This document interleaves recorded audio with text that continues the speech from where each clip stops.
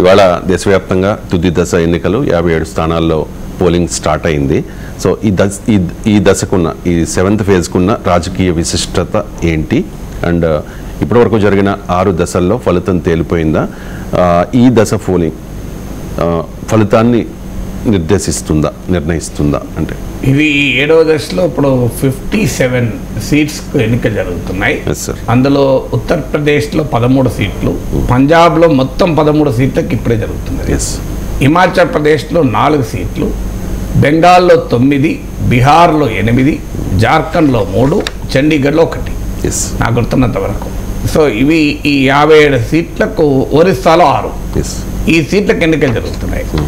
ఎందుకంటే మన దేశంలో ఒక ఫేజ్ అని అన్ని కలిపినా దేని రాజకీయం దానికి. ఇప్పుడు యూపీలో బీజేపీకి ఎస్పీ కాంగ్రెస్ అలయన్స్కు, ఒరిస్సాలో బీజేపీ బీజేడీకి మధ్య, పంజాబ్లో ఆప్కు కాంగ్రెస్కు మధ్య, సో హిమాచల్లో కాంగ్రెస్కు బీజేపీకి మధ్య ఇలా మారిపోతూ ఉంటుంది. మన దేశంలో ఒకే రకంగా ఉండవు.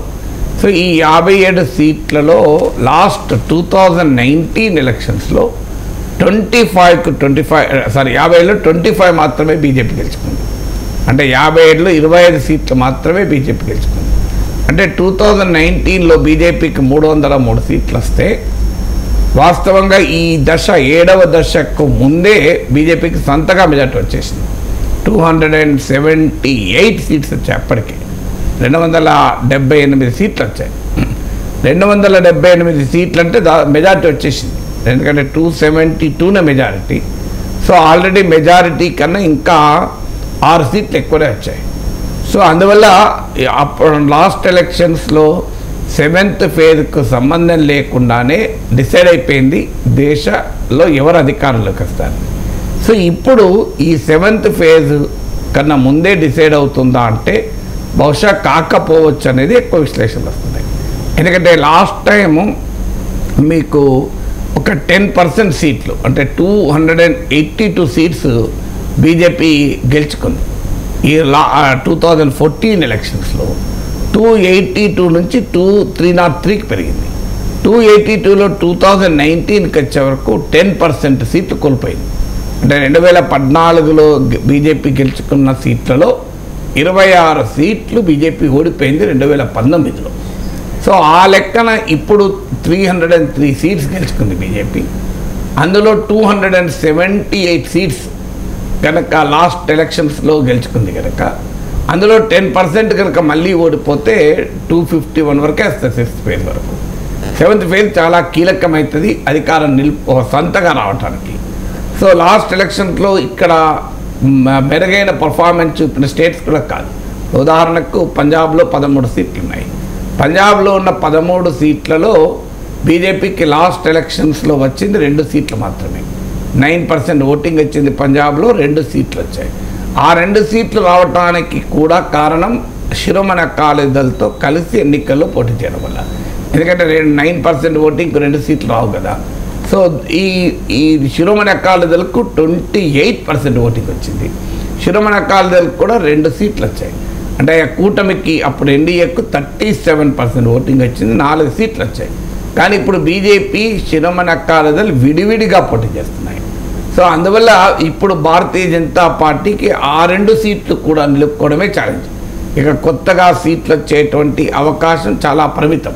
ఎందుకంటే పంజాబ్లో బీజేపీకి పెద్ద భూమిక లేదు. ఎప్పుడు కూడా అకాలీదళ్కు 1996 నుంచి 2020 వరకు కూడా అకాలీదళ్తో పొత్తున్నప్పటికీ కూడా BJP was junior partner to Akali Dal. Shiromani Akali Dal senior పార్ట్నర్గా, బీజేపీ జూనియర్ పార్ట్నర్గా ఉంటూ వచ్చింది. 2020లో విడిపోయారు. ఈ వ్యవసాయ చట్టాల పైన డిఫర్ అయిపోయి శిరోమణి అకాలీదళ్ వెళ్ళిపోయారు. ఇటీవల కలవటానికి మళ్ళీ ప్రయత్నం చేసినా కూడా పొత్తు కుదరక విడివిడిగా పోటీ చేస్తున్నారు. అందువల్ల అక్కడ అవకాశం లేదు. ఇక ఒరిస్సాలో 6 సీట్లు ఉన్నాయి.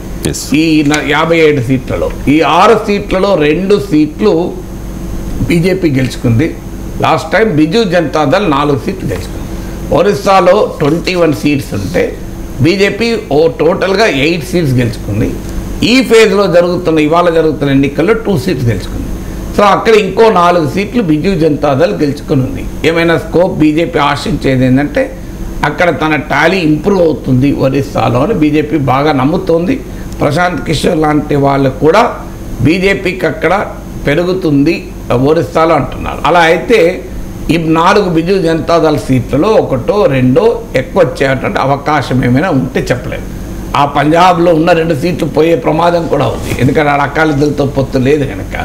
ఇక బెంగాల్లో 9 సీట్లు ఉన్నాయి. బెంగాల్ 9కి 9 తృణమూల్ కాంగ్రెస్ గెలుచుకున్న సీట్లు లాస్ట్ ఎలక్షన్స్లో. సో 9కి 9 తృణమూల్ కాంగ్రెస్ గెలుచుకున్న సీట్లు కనుక లాస్ట్ ఎలక్షన్లో బెంగాల్లో 42 సీట్లుంటే బీజేపీకి 18 సీట్స్ వచ్చాయి లాస్ట్ ఎలక్షన్లో. సో అక్కడ బీజేపీ ఆశ ఏంటంటే 3 ముక్కోణ పోటీ ఉంది. సో బీజేపీతో పాటు కాంగ్రెస్, సిపిఎంలు కూడా పోటీ చేస్తున్నాయి. సో అందువల్ల ఈ ముక్కోణ పోటీ ఎవరికి బెనిఫిట్ అవుతుంది? యాంటీ తృణమూల్ ఓటు చీలిస్తే తృణమూల్ కాంగ్రెస్ బెనిఫిట్ అవుతుంది, యాంటీ బీజేపీ ఓటు చీలిస్తే బీజేపీకి బెనిఫిట్ అవుతుంది. సో అందువల్ల బీజేపీకి కాస్త ఆశ ఉన్నది, 9 సీట్లలో తమకేమైనా కొన్నైనా రాకపోతుందా అని బీజేపీ ఆశపడుతోంది. ఇక బీహార్లో 8 సీట్లు ఉన్నాయి. ఈ బీహార్లో 8 సీట్లలో లాస్ట్ ఎలక్షన్లో నాకు గుర్తున్నంత వరకు అత్యధికంగా ఎన్డీఏ గెలుచుకున్న సీట్లాగా ఉన్నాయి.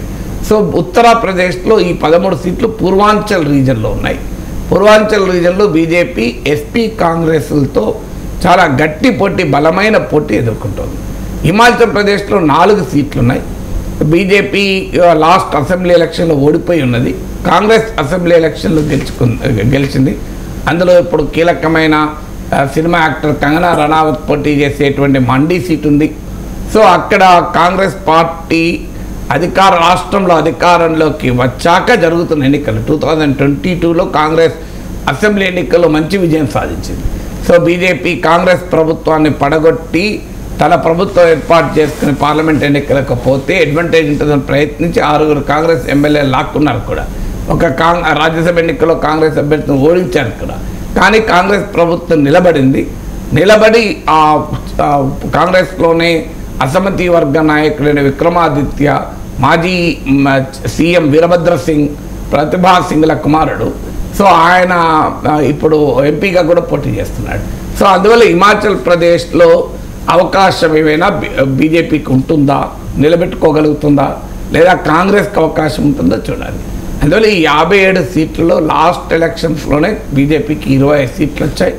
ఇప్పుడు ఆ 25లో ఏమైనా ఇంప్రూవ్మెంట్ ఉంటే, ఒకవేళ ఇప్పటి వరకు 6 పేజెస్లో ఏమైనా డ్యామేజ్ జరిగినా ఈ 7th పేజ్ కాస్త కవరప్ చేయడానికి అవకాశం ఉంది.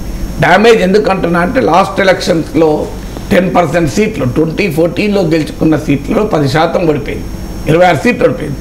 ఆ లెక్కన కనుక 10% ఓడిపోతే ఇప్పటి వరకు 6 పేజెస్లో బీజేపీకి వచ్చిన 278లో 10% పోతే 28 వెళ్ళిపోతుంది, అంటే 250కి వచ్చేస్తుంది. 250లో ఈ 25 సీట్లు కీలకమైనది. 25 నిలుపుకోవాలి, కనీసం నిలుపుకుంటే సింగిల్ సొంతగా మెజార్టీ ఉంటుంది. అఫ్కోర్స్ ఇవన్నీ చేసినా ఎన్డీఏ ఉంటుంది. ఇప్పుడు ఆల్రెడీ ఎన్డీఏలో ఉన్న పక్షాలు ఉంటాయి, భవిష్యత్తులో ఎన్డీఏ చేరే పక్షాలు ఉంటాయి కనుక అధికారం పోవడానికి ప్రమాదం అని కాదు. కానీ సొంతగా తనంతట తానే అధికారంలోకి 2014లో 282 సీట్లు, మ్యాజిక్ ఫిగర్ 272 వస్తే అధికారం ఏ రాజకీయ పార్టీకైనా 543 సీట్స్ కనుక 50% + 1 వచ్చినా సరిపోతుంది. సో 272 రావాలి. 2014లో 282 వచ్చాయి, 2019లో 303 వచ్చాయి. అందువల్ల ఈ 7th ఫేజ్ క్రూషియల్. బీజేపీ సొంతగా 272 మార్క్ దాటుతుందా, లేదా మిత్రపక్షాలతో కలిసి అధికారంలో ఉండాలా అనే తేల్చే కీలకమైన ఫేజ్ 7వ దశ.